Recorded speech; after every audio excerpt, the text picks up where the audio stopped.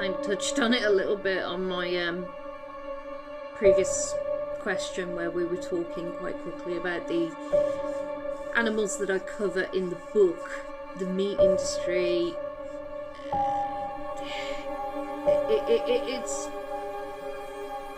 it's fascinating that they can see, like, considering, like, back in 1940s when we were essentially when they were gassing humans, it's awful, it's atrocious, it's disgusting, and it's a horrible part of history, but we're okay to do that to pigs, and they're calling it humane. It's fascinating to me, the double standards in some aspects. I definitely feel like we live in a society where it's easy to be desensitized by these things, because animals, you don't get a chicken on a plate that's like head and everything. You don't go out and you don't butcher that animal for survival. It is supply and demand. You go into the supermarket, it hasn't got a face, it hasn't got any kind of trademarks to say that it was a living being, and you literally take it home and you cook it and you think nothing of it. And this is the way that the UK farming industry has always operated, and this is how we've always operated, in the sense of we are so disconnected from the industry, so disconnected from the fact that these are living animals that have been put on a plate, where back in the day it was literally, if you want that, you hunt it down and you kill it yourself, you gut it, you skin it, and you give thanks for the sacrifice of this animal.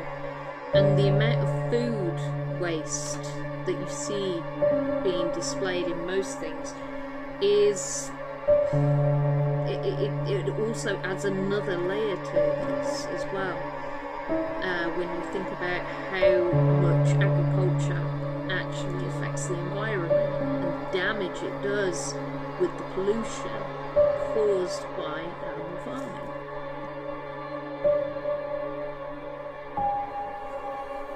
Okay, writer's block. Everybody gets it. I get it more most times anyway, because I have a brain that can only be described as a very loose tapestry that has lots of angry kittens attacking it. So I think, like, Bill Bailey just described that beautifully. That's me. So when it comes to writer's block, it's usually because my brain has shut down. Like, sometimes I can hyperfixate and I can stick to it and I'm absolutely there with the work, and then sometimes I will literally go, I have no brain left, so I find the best thing is reading. So when I had writer's block during Hooks, I would read other authors' works, whether it's something short and sweet just to kind of get the juices going again. The person who kind of helped me through my writer's block for Hooks, ironically enough, was Matthew Vaughn with Bowery.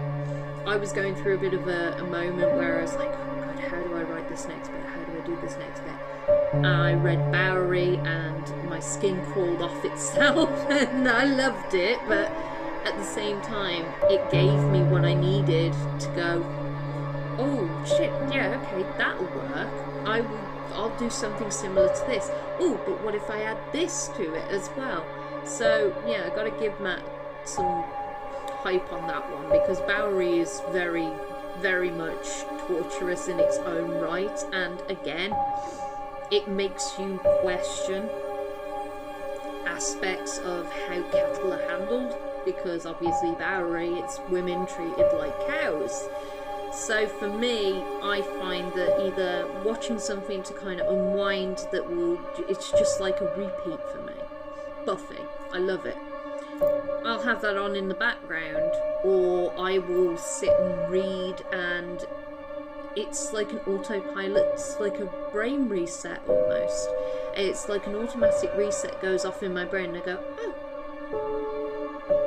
okay, yeah, that'll work. And that's how I find my way around writer's block, is getting inspiration from other authors and their stories, because it reminds me where to carry on from, if that makes sense. Ooh, okay, so topics I won't write about. Child abuse. Simple. I find those ones very hard. Like, for example, when I read Jonathan Butcher's The Girl, like, that character as a whole just broke me. Like, what Good Girls Do is just a staple of brilliant writing, but I could never go there myself, if that makes sense. I find it absolutely blows my mind. Like Jack Ketchum, I still, that book still breaks me, because it's based on true events of a girl who was horrifically abused, and I still find it very hard to go into that space where I would be comfortable enough to do that.